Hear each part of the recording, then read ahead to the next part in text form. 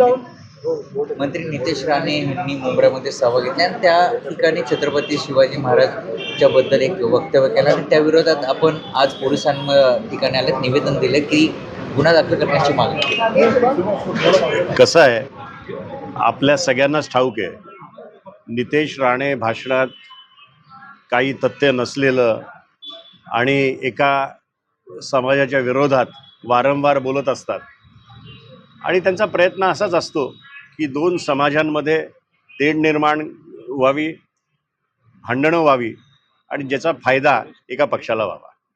आता 4 तारखेला ते कौसा या ठिकाणी आले. त्यांचं भाषण म्हणजे शॉकिंग होतं.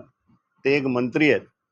मंत्रिपदाची शपथ घेताना त्यांनी सर्व धर्म समभाव हा पण त्यातला एक भाग होता.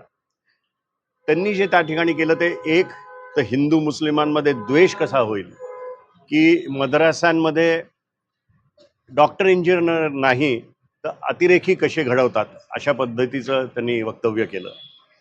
त्यांनी जितेंद्र आव्हाड साहेब आमचे जे नेते आहेत त्यांच्यावर वक्तव्य केलं. आपल्या माध्यमातून मी त्यांना सांगू इच्छितो की त्यांनी ही कॉन्स्टिट्युएन्सी नीट स्टडी करावी. तिथे कळवा आणि मुंब्रा अशी 2 भाग आहेत. त्याच्यात कळव्यामध्ये 2 लाखहून जास्ती हिंदू मतदार आहेत आणि तिथे देखील जितेंद्र आव्हाड साहेब 40,000 मतांनी पुढे आहेत.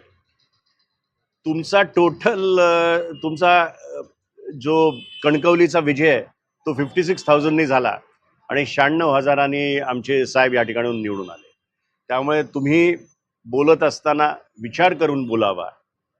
तुम्हाला मी आपल्या सगळ्यांच्या माध्यमातून सांगतो की ज्या पद्धतीने राहुल गांधी आले तेव्हा फक्त 2-5 लोकांनी काळे झेंडे दाखवले होते, पण पुन्हा एकदा जर तुम्ही ठाणे शहरात आलात तर राष्ट्रवादी जोरात तुमच्या विरोधात आंदोलनाला उतरेल, हे ठामपणे मी सांगू इच्छितो.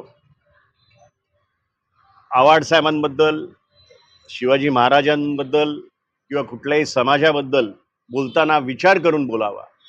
आणि आपल्या माध्यमातून एक शेवटची गोष्ट मी राज्यपाल साहेबांना सांगू इच्छितो की जी शपथ त्यांनी घेतली त्याच्या विरोधात ते जाऊन काम करतायत, म्हणून त्यांचा राजीनामा त्यांनी घ्यावा.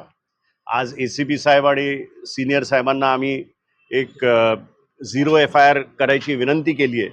त्याबद्दल ते काय करतात ते पुढच्या 24-48 तासात आम्हाला कळेल. त्यांनी सांगितलं की मी हिंदू मतांमुळे निवडून आलेलो आहे माझ्या मतदारसंघात. कसं आहे, त्यांनी एक गोष्ट त्यांनी समजून घेतली पाहिजे की ठीक आहे, त्यांना हिंदूंनी मतदान केलं असेल, पण जेव्हा ते मंत्रिपदाची शपथ घेतात ना तेव्हा ते हिंदूंचं मंत्री नसतात, ते सर्वसामान्य जनतेचे मंत्री असतात, ज्याच्यात हिंदू, मुस्लिम, सीख, ईसाई सर्व जातीचे लोक असतात. त्यामुळे त्यांनी अशा पद्धतीने विचार सोडून द्यावा. त्यांनी आणखीन काही वक्तव्य देखील केलं होतं ज्यावेळेस अधिवेशन छत्रपतींची तुलना ही नितेश राणेसोबत केली. हसायसारखं वाटतं की नाही, खरं सांगा. म्हणजे महाराजांची तुलना कोणाबरोबरही करणं अयोग्य आहे आणि त्यातून नितेश राणे म्हणजे हा केविलवाणा प्रश्न आहे. म्हणजे ह्याच्याबद्दल विचारही होऊ शकत नाही. लोक हसतायत की त्यांची तुलना महाराजांबरोबर केली जाते.